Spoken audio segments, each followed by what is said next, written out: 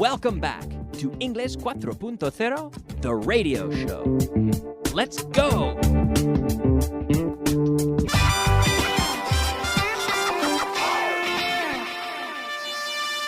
Advanced. Hello and welcome to class number 173.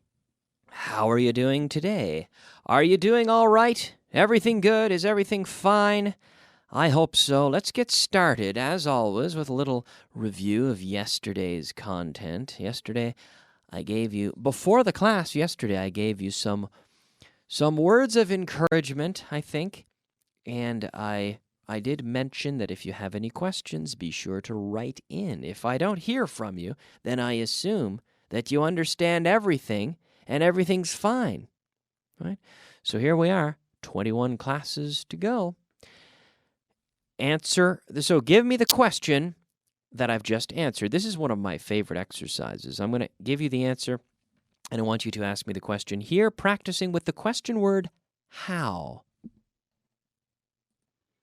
All right, the first answer is, it costs $23. And the question would be, how much does it cost? How much does it cost? So I said it costs, which is present. Now, if I said it cost, the question would have been, how much did it cost? Right? Okay, but here it costs, so present. They did it by redirecting the main power supply. How did they do it? How did they do it? Here's another one that I gave you yesterday, in fact. This is true, this is a fact, it took 2 hours and 40 minutes for the Titanic to sink after it hit the iceberg. The question, how long did it take for the Titanic to sink after it hit the iceberg? He was going 120 kilometers per hour. Not the Titanic, of course. He was going 120 kilometers per hour. How fast was he going? Now, we've talked about speed before. We very often say he was doing 100, to do a certain speed or to be going a certain speed. He was going 120 miles an hour, 120 kilometers per hour, you can say. We often say kilometers an hour or kilometers per hour. We're a little bit lazy sometimes, and we look for a shorter way, so we say kilometers an hour. 120 kilometers an hour. He was doing 120. He was going 120 as well. To be doing a speed is a bit of a slang term, but it is very common. So how fast was he going would be the question there. There are 10 pens on the table. The question, how many pens are there on the table? It took 9 years to build the Statue of Liberty. How many years did it take to build the Statue of Liberty? We walked 12 miles. How far did you walk? Now, if I said we walked 12 miles, how many miles? 12 miles. How many miles? If I'm emphasizing the number rather than the number of miles, but specifically the number, you could say, how many miles did you walk? If I say 12 miles, you could say, how far? How far did you walk? So it's an 8-hour flight from London to Toronto. I could also say the flight from London to Toronto is 8 hours. How long, would be the question, how long is the flight from London to Toronto? Yes. Now, the other thing that we saw at the very end of yesterday's class, we were practicing with the present perfect, have you ever? Have you ever been to? Have you ever been to Rome? Have you ever been to Boston? Have you ever been to? So one thing I never want to hear with places is, do you know? Oof, ¿Conoces a Nueva York? No. Do you know Hello, New York. How are you? No, you can't know. You don't know places. You can become familiar with them. There are places that I've been, but I wouldn't say I really know it. I could say I know my hometown. I know it very well because I've been there. I lived there for so many years that I know it like the back of my hand. There are places that I've been to. I've been to Shanghai, but I wouldn't say I know Shanghai. I've been to my hometown, of course, and I know it. I know it like the back of my hand. But when we're asking if you have been to a place, well, we have to ask just like that. Have you ever been to? Have you ever been to Rome?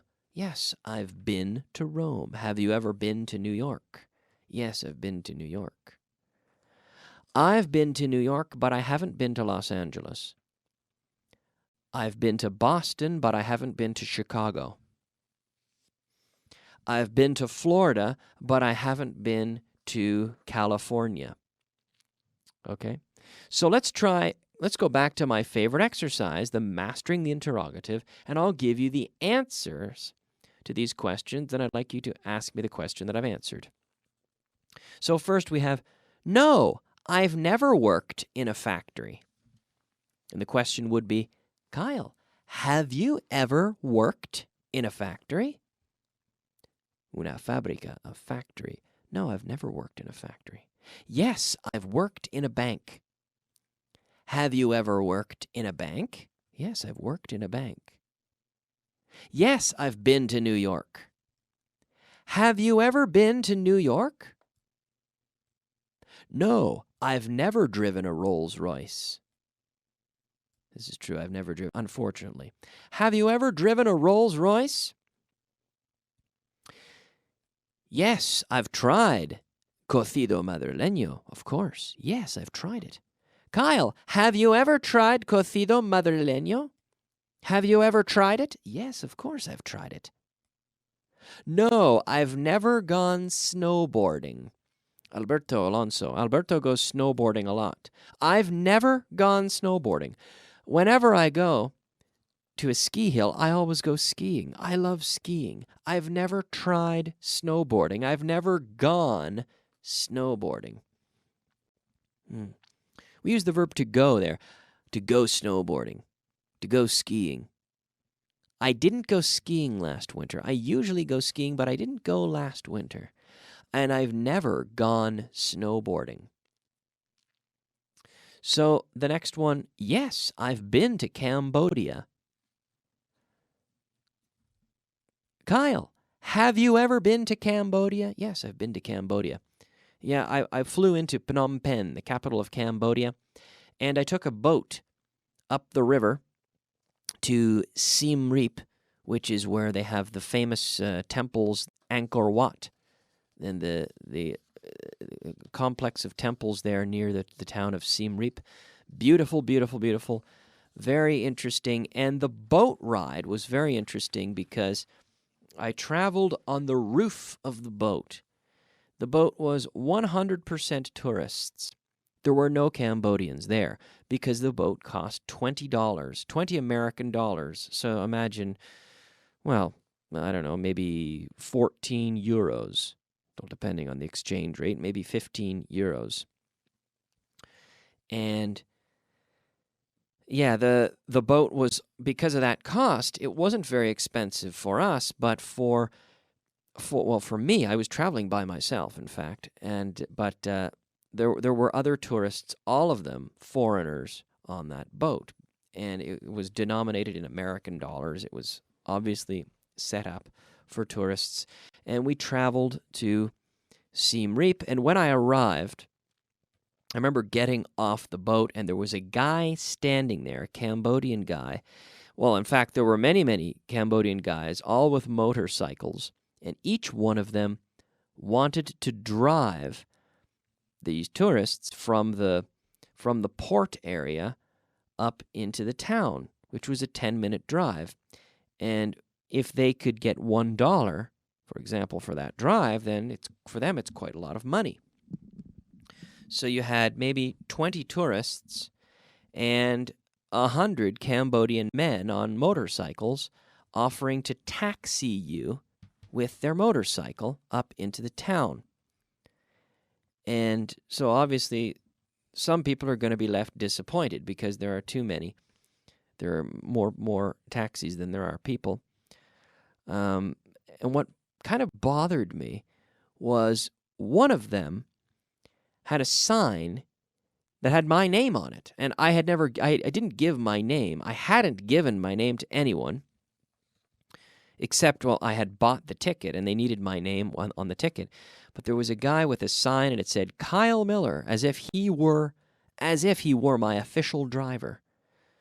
And I tried to ignore him because I didn't like this idea that this guy approaching me and saying, well, I'm going to drive you. I'm your official driver. I mean, I was backpacking. I was traveling in plan mochila, mochilero, I guess you could say, a backpacker. I was just going on my own. And I had nothing really too organized. I was just traveling.